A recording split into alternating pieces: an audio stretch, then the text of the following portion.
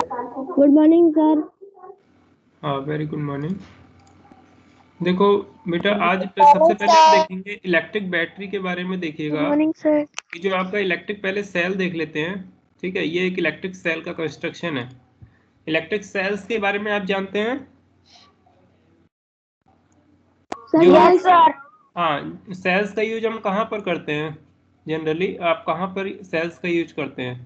Sir electricity में, TV के remote के अंदर, एसी के रिमोट के अंदर, है ना? के अंदर, रिमोट के अंदर। हाँ, कुछ इस तरीके का होता है सेल, जैसा कि आप अपनी स्क्रीन पे देख पा रहे होंगे। तो ये आपका यस सर। इलेक्ट्रिक सेल है। ठीक है, ये बैटरी, जो भी आप, battery is a combination of cells. तो हम इलेक्ट्रिक सेल की बात कर रहे हैं अभी।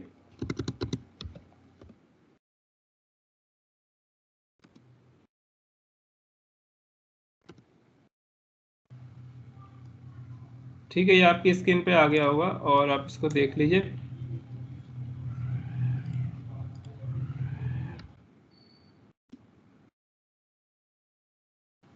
सर हमारी पर नहीं आया अभी।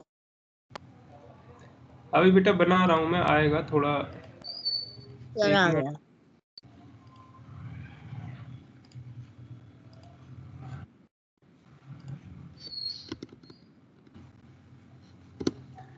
ठीक है, ये इलेक्ट्रिक सेल बन गया है। अब देखते हैं इलेक्ट्रिक सेल के अंदर क्या होता है जिसकी वजह से ये फंक्शन कर पाता है। ठीक है, तो इलेक्ट्रिक सेल में ऐसा क्या है कि इसकी वजह से ये फंक्शन कर पाता है? आप जानते हैं कि क्या आप जानते हैं ऊपर वाला टर्मिनल ये क्या होता है? इसको क्या बोलते हैं?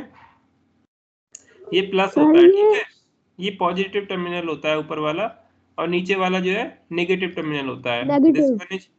This one is positive terminal,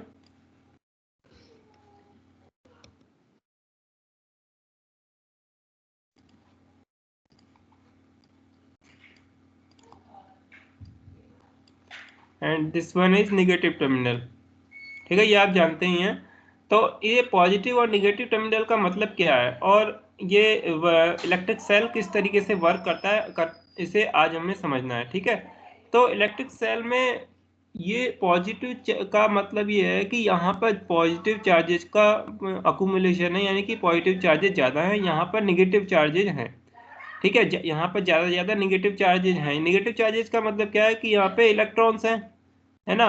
यानी कि निगेटिव चार्जेस जो है, इलेक्ट्रॉन्स यहाँ पे बहुत ज़्यादा मात्रा में है, और यहाँ पे जो है इलेक्ट्रॉन्स नहीं है, यानी कि यहाँ पे पॉजिटिव चार्ज मान लिए गए हैं। तो यानी कि यहाँ पे बहुत ज़्यादा इलेक्ट्रॉन्स हैं। अब ये इलेक्ट्रॉन्स और पॉजिटिव, यानी कि ये जो ऊपर की साइड में है, तो दोनों में पोटेंशियल डिफरेंस है। यानी कि पॉजिटिव और निगेटिव में क्या होता है, दोनों में डिफरेंस होता है। और वो यानी कि ये इलेक्ट्रिक पोटेंशियल बन गया यहाँ पे, है ना, जिसे आप कहते हैं वोल्टेज। क्या बोलते हैं आप? वोल्टेज। जानते हैं ना आप वोल्टेज। वोल्टेज क्या होता है? तो वोल्टेज यही है कि आप पॉजिटिव और निगेटिव चार्जेज जो होते हैं, दोनों दोनों जब दोनों में डिफरेंस होता है, तो ये जो है आपका वोल्टेज क्रिएट करता है, पोटेंशियल क्रिएट करता है। इसको हम बोलते हैं पोटेंशियल डिफरेंस, राइट? अब पोटेंशियल डिफरेंस की वजह से जो है, पोटेंशियल डिफरेंस की वजह से जो है इसमें आप जब इलेक्ट्रिक सर्किट क्रिएट करते हो, ठीक है, मतलब इलेक्ट्रिक सर्किट आप आउटर सर्किट बनाएंगे, तो यहाँ पर जो है आपका करंट फ्लो होने लगेगा सर्किट के अंदर। ठीक है, वो हम देखते हैं।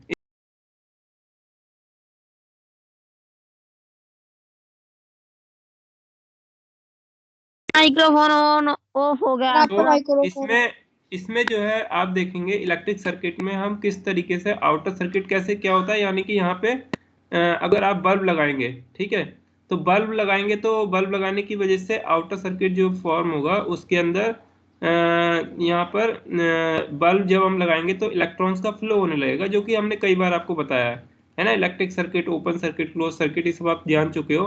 स्विच की हेल्प से हम ऑन ऑफ करते हैं। तो उससे पहले हम इलेक्ट्रिक सेल के इंटरनल कंस्ट्रक्शन के बारे में देखते हैं। ठीक है, इंटरनल कंस्ट्रक्शन मतलब इंटरनल क्या होता है इसके अंदर, कोई बताएंगे आप में से? अभी आपको नहीं पता है इसके अंदर, है ना? यानी कि जो आपने सेल देखा है उसके अंदर आपने कुछ केमिकल सा देखा होगा, कुछ पाउडर सा निकलता है जब सेल खराब हो जाता है ना, और कभी किसी ने तोड़ा हो, सेल को ब्रेक किया हो, तो सेल में से कुछ पाउडर पाउडर सा निकलता है अंदर, है ना? चली गई। ब्लैक सा। हाँ, तो वो जो पाउडर पाउडर जो होता है, वो पाउडर क्या कुछ कुछ उसके अंदर जो केमिकल्स होते हैं, उन केमिकल्स की वजह से जो है वो सेल में जो है इलेक्ट्रिसिटी का फ्लो होता है या इलेक्ट्रॉन का फ्लो होता है। तो देखते हैं, सबसे पहले हम बना लेते हैं।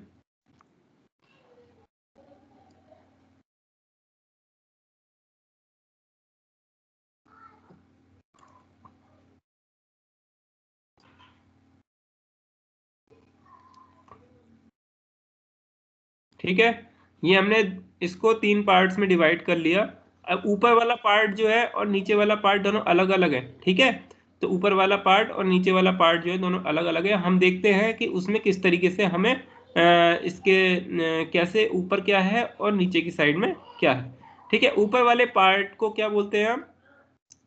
ऊपर वाले पार्ट में कुछ पॉजिटिव ऐसी चीज। Terminal. Sir positive positive terminal. हाँ नहीं, पॉजिटिव टर्मिनल तो हो गया है ना, वो हम कुछ इस तरीके से बनाएंगे। ऊपर वाला हमारा होता है ऊपर वाला पार्ट होता है एनोड और नीचे वाला पार्ट होता है हमारा कैथोड।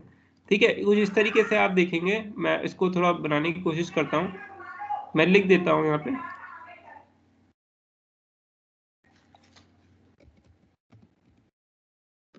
ये कैथोड बोला जाता है ऊपर वाला पार्ट।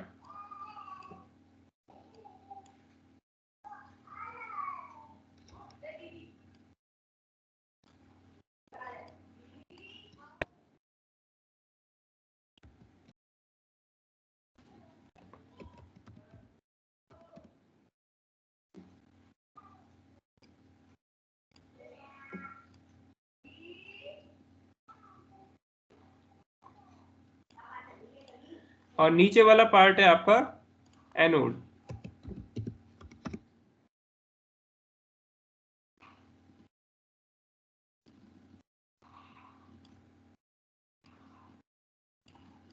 ठीक, यानी कि ऊपर वाले पार्ट जो पॉजिटिव होता है उसको हम कैथोड बोलते हैं और नीचे वाले पार्ट को हम एनोड बोलते हैं। तो ये नाम है दोनों के, ये आपको याद करने हैं। अच्छा, कैथोड में क्या होता है और एनोड में क्या होता है, और बीच में ये क्या है, इलेक्ट्रोलाइट है यहाँ पे।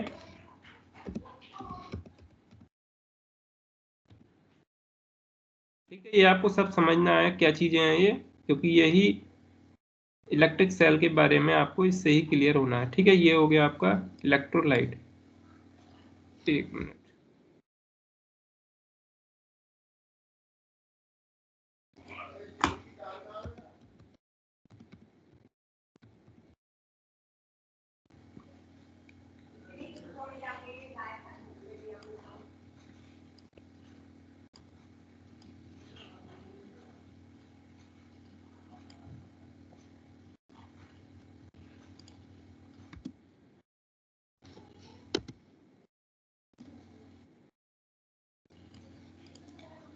ठीक है, ये हो गया आपका इलेक्ट्रोलाइट।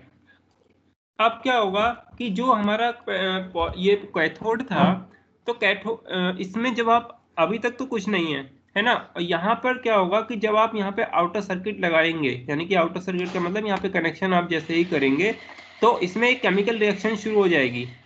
ऐसे केमिकल रिएक्शन शुरू नहीं होगी जैसे आपका जो सेल होता है वो अपने आप ऐसे ही रखा होता है तो उसमें कोई भी रिएक्शन नहीं होती है ना, अपने आप वो वर्क नहीं करता है। वर्क कब करता है बताइए?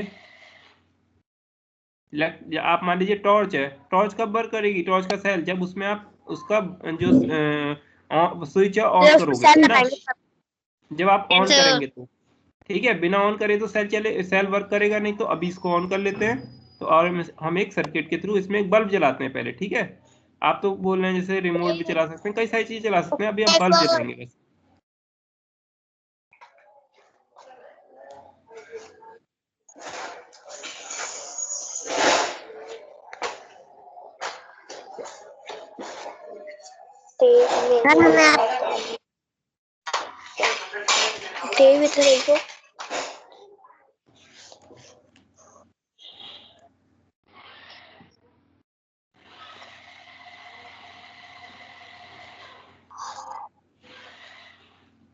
यशी का माइक ऑफ है। सॉरी, ऑन है सर यशी का माइक।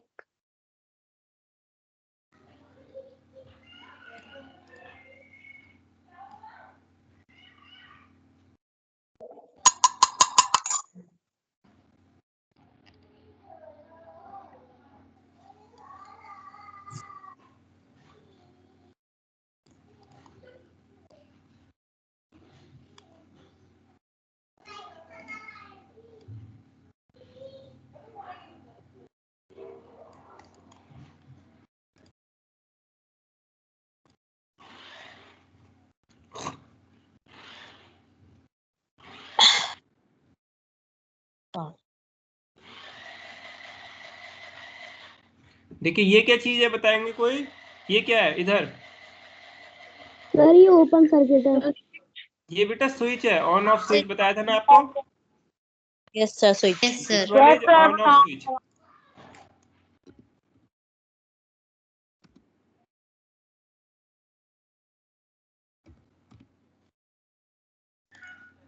अब देखिएगा यहाँ पर अब अभी हम एक बल्ब लगाएंगे, तो मैं बल्ब लगाता हूँ यहाँ पर एक।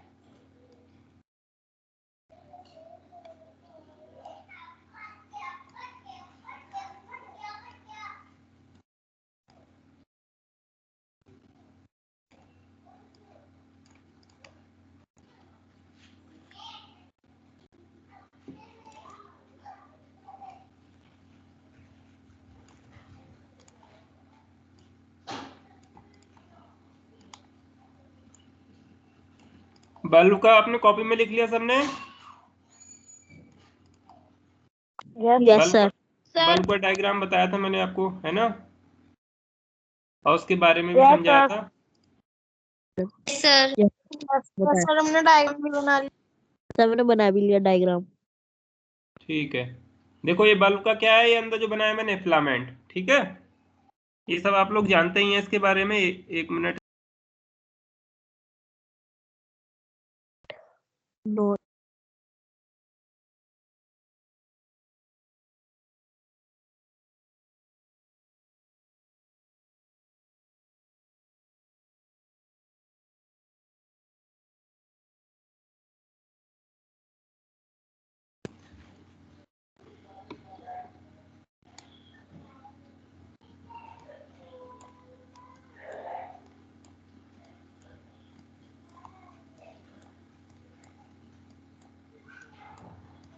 देखिए ये बल्ब जो है रोशनी इस तरीके से देगा। वो कब देगा? जब आप इसमें जो है क्या करेंगे, इस स्विच को ऑन करेंगे।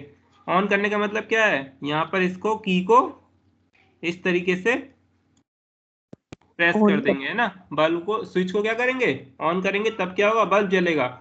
ठीक है, अब देखो यहाँ पे लिख भी देता हूं मैं।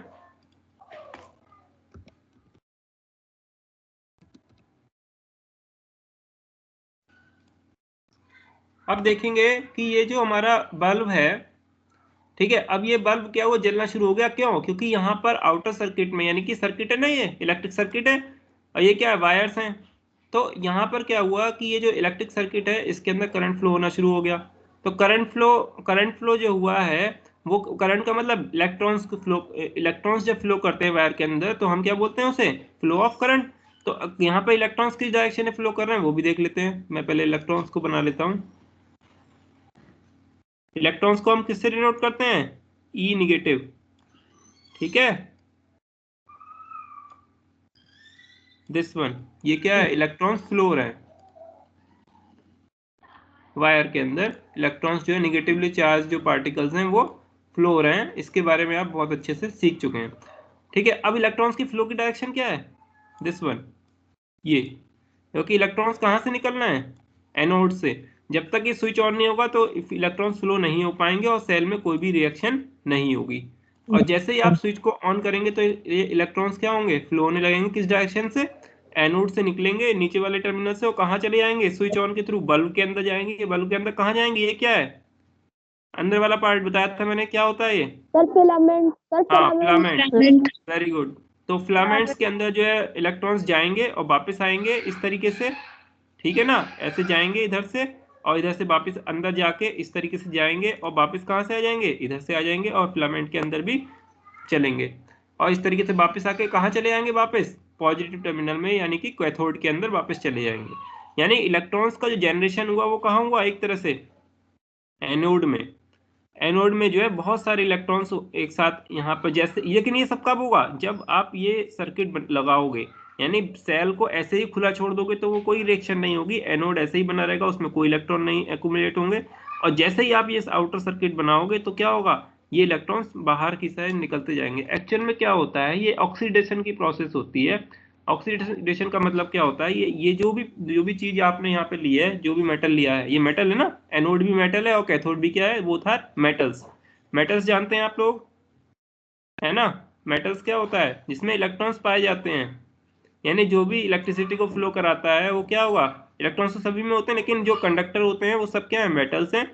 और जिसमें जो जो जो है इलेक्ट्रिसिटी का फ्लो नहीं करा पाते वो क्या है, इंसुलेटर्स होते हैं, है ना। All metals are conductors and all non metals are insulators. Metals आप समझते हैं, है ना। मेटल्स के एग्जांपल्स आपके क्या क्या हो सकते हैं, जैसे गोल्ड हो गया, सिल्वर हो गया, कॉपर हो गया, और आपका iron, aluminium, these are examples of metals और कंडक्टर्स। अब देखो ये सारे के एनोड क्या है, एनोड इज ये metal and cathode is metal. Electrolyte क्या होता है, एक सॉल्यूशन है, ठीक है। ये है जो केमिकल्स होते हैं ना, ये यहाँ होते हैं इलेक्ट्रोलाइट में, ठीक है। नहीं समझ में आया, केमिकल्स कहाँ प्रेजेंट होंगे, इलेक्ट्रोलाइट में। और इलेक्ट्रोलाइट जो है एक तरीके से कुछ सॉल्यूशन, कुछ केमिकल्स होंगे। अब क्या होगा, ये कैथोड और एनोड को क्या करेगा, इलेक्ट्रोलाइट अलग अलग करेगा। देखो अलग अलग कर रहा है कि नहीं, बीच में इलेक्ट्रोलाइट है, ऊपर क्या कैथोड, नीचे क्या है एनोड। एनोड जो है किस चीज का बना होगा, एनोड जो होगा आपका किस चीज का बना होगा, वो जो है अलग मेटल होगा, और कैथोड का मेटल जो होगा वो अलग होगा, ठीक है। तो एनोड मान लीजिए आपका, एनोड में जो आपका होगा जिंक, और कैथोड में आपका होगा कॉपर, ठीक है। तो क्या होगा, जिंक से जो है इलेक्ट्रॉन्स जो होंगे वो क्या होगा, वायर के अंदर जाएंगे। जिंक से, जिंक समझते हो ना आप लोग, जिंक क्या होता है, Zn, ये इसका वो है। और ये कॉपर को क्या बोलते हैं, Cu। मैं एक एग्जांपल लेके चल रहा हूँ, मान ली Cu को क्या बोलते हैं, कॉपर, ठीक जी। Cu पे क्या आ जाएगा यहाँ पे, Cu से क्या होगा, इलेक्ट्रॉन्स निकल जाएंगे यहाँ से, और किस में अक्यूमुलेट होते जाएंगे, कॉपर के ऊपर। तो कॉपर पे क्या आ जाएगा, निगेटिव आता जाएगा, और इस पे जिंक पे क्या आता जाएगा, यहाँ पे पॉजिटिव आता जाएगा। यानी कि यहाँ से इलेक्ट्रॉन निकलते चले जाएंगे सारे के सारे। तो यहाँ से जाके फिर बाद में किस में चले जाते रहेंगे, Cu पे। यानी कि बाद में क्या होगा, सबसे लास्ट में जब सारे के सारे इलेक्ट्रॉन्स जिंक के खत्म हो जाएंगे और Cu पे आ जाएंगे, Cu माइनस माइनस इस तरीके से होता जाएगा, जिंक में क्या होगा, प्लस प्लस इस तरीके से होता जाएगा। लेकिन इसकी भी एक लिमिट है भाई, जिंक के सारे इलेक्ट्रॉन्स खत्म हो जाएंगे तो क्या होगा, तो इसके बाद में यहाँ पर कोई भी आगे प्रोसेस नहीं बढ़ पाएगी, और ये सेल क्या हो जाएगा, आप बोलते हो सेल डिस्चार्ज हो गया, खत्म हो गया, होता है नहीं भाई। सेल की भी एक लिमिट होती है कि इससे ज्यादा थोड़ा ना वर्किंग कर जाएगा सेल। समझ में आया बात, क्लियर हुआ कुछ यस कॉन्सेप्ट आप सर। लोगों का। यानी कि जो आपका जिंक है, जिंक के ऊपर जो भी जितने भी इसके पास इलेक्ट्रॉन्स थे वो उसने वायर में फ्लो करा दिए, और सारी एनर्जी किस में चली गई, बल्ब के थ्रू डिसिपेट हो गई, आपको लाइट एनर्जी मिल गई और हीट एनर्जी मिल गई, और सारे के सारे इलेक्ट्रॉन्स बाद में किसके पास चले गए, कॉपर के पास, ठीक है। तो यानी कि अब लेकिन फर्दर उसके बाद, यानी कि इसके बाद में जब उसने सारा काम कर लिया, फिर क्या होगा, कुछ समय के बाद जिंक में इतने सारे इलेक्ट्रॉन नहीं रह जाएंगे कि वो और भी इलेक्ट्रॉन प्रोवाइड कर सके सर्किट को, और कॉपर के वो भेज सके, है ना। एक लिमिट होती है हर चीज की, ठीक है। तो इसके बाद में सेल क्या हो जाएगा आपका, खराब हो जाएगा, आप उसको फेंक देंगे, ठीक है। तो यानी कि इसको बोलते हैं डिस्चार्ज प्रोसेस, यानी कि डिस्चार्ज हो जाता है सेल, ठीक है। और आपको इस तरीके से सेल की एनर्जी किसकी किसकी फॉर्म में मिल जाती है, इलेक्ट्रिक बल्ब किस फॉर्म में देता है, लाइट एनर्जी और हीट एनर्जी। हीट भी तो मिलती है थोड़ी सी बल्ब से। तो इस तरीके से आप इसका सेल का यूज कर लेते हैं, ठीक है। ये आपको इलेक्ट्रिक सेल का इस तरीके से वर्किंग होती है, ठीक है। ये सॉल्यूशंस जो होते हैं उसमें क्या होता है, इलेक्ट्रोलाइट होता है, और इलेक्ट्रोलाइट सॉल्यूशन जो है कैथोड और एनोड को अलग अलग करता है, ठीक है। अब दूसरी चीज हम बताएंगे आपको कि इलेक्ट्रिक सेल हो गया, इसके बाद है इलेक्ट्रिक बैटरी। बैटरी क्या होती है, कोई बताएंगे आप। सर जिसके अंदर बहुत सारे सेल होते हैं। हाँ बहुत सारे सेल होते हैं, वेरी गुड। यानी कि battery is a combination of cells, ठीक है।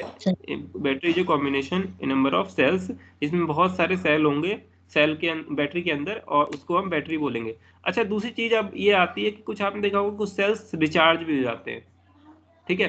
तो रिचार्ज वाले में क्या होता है कि अंदर का जो जो भी मटेरियल है वो इस तरीके का होता है कि उस प्रोसेस को वो रिवर्ट कर सकता है। यानी कि कैथोड जिंक के सारे इलेक्ट्रॉन्स इसके पास चले गए ना, कॉपर के पास सारे इलेक्ट्रॉन, वो बाद में क्या होगा, जब आप इसको चार्ज करोगे ना, चार्ज में क्या होगा, सारे के सारे इलेक्ट्रॉन जो कॉपर के पास चले गए थे वो वापस किस में आ जाएंगे, जिंक के अंदर, ठीक है। लेकिन नॉर्मल बैटरीज में ऐसा नहीं होता। लेकिन यहाँ पे हम जिंक की एक एग्जांपल नहीं ले रहे हैं, उसमें नहीं लेंगे, उसकी जगह हम कुछ और मटेरियल यूज करेंगे, जिंक में नहीं आते हैं। जिंक और कॉपर के कॉम्बिनेशन में ऐसा नहीं होगा रिचार्जेबल, वो खराबी हो जाएंगे। आपने देखा होगा बैटरी आप फेंक देते हो, है ना। ड्राई सेल जो आपके पास होते हैं, 2 तरीके के होते हैं, एक ड्राई होते हैं, एक लिक्विड वाले होते हैं, जैसे ये आप।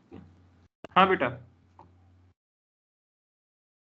ठीक है। तो इसमें जो है, यानी कि हम उसमें जो है लेड एसिड की बैटरी लेंगे, वो अलग टाइप की बैटरी चला गया है सर। है।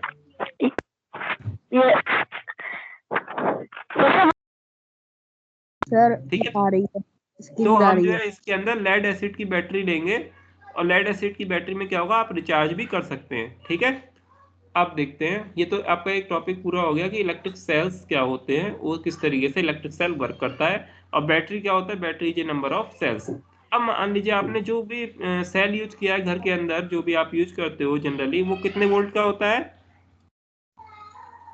कितने वोल्ट का होता है वो? हम्म 1 वोल्ट। 1.5 वोल्ट का होता है एक सेल। ठीक है, जो भी आप यूज करते हो जनरली, आप देखना कि आप जो सेल्स यूज करते हो उसमें कितना लिखा होता है, 1.5 वोल्ट्स। ठीक है, 1.5 वोल्ट्स, ये क्या है, इसका पोटेंशियल। ठीक है, इसका पोटेंशियल कितना होता है, 1.5 वोल्ट। जनरली हम इतना देखते हैं कि 1.5 जो है इसका पोटेंशियल है, 1.5 वोल्ट का है। यानी कि बल्ब जो आप यहाँ पे यूज कर रहे हो वो भी कितना होना चाहिए, इस सर्किट के अकॉर्डिंग 1.5 वोल्ट से ही वर्क होना चाहिए, बल्ब होना चाहिए। ठीक है, और इससे आया तो आप मतलब इलेक्ट्रिक सेल के लिए आपके लिए कोई ऐसा जरूरी भी नहीं है। और इसमें किसी को कोई डाउट हो आप लोग पूछ सकते हैं, है ना। इसका डायग्राम मैं आपको सेंड कर दूंगा, उसके अंदर MS टीम पे आप उसको बना लेना कॉपी में, और उसका वर्किंग प्रिंसिपल भी लिख लीजिएगा, दे देंगे आपको। ठीक है, नो सर, कोई डाउट नहीं है। कोई किसी को और भी बच्चे को किसी को डाउट हो तो आप पूछ लीजिए। No sir.